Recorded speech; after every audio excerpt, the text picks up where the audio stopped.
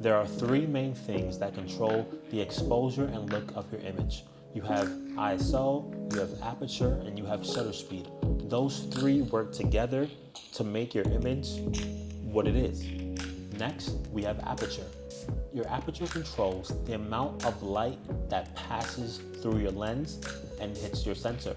Your aperture also alters the blurriness of the foreground and background of your image. The lower the aperture, the more light passes through, and the blurrier your background is. Wow.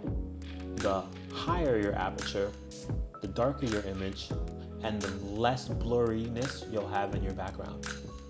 If you shoot an aperture that's 1.2, 1.4, or 1.8, you're gonna have a super blurry background, which is what you want for most of your portraits.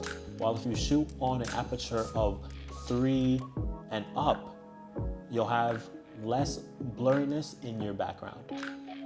So, if you shoot on a higher aperture, like 3 and above, which is deemed a slower aperture, you'll have less light coming into your image, which will make it darker.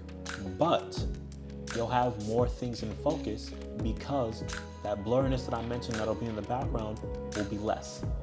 If you shoot on an aperture that's 1.2, 1.4, 1.8, you'll have more light and more background blur. While if you shoot on a higher aperture like 3, 4, 5, you'll have more objects in focus and less light in your image.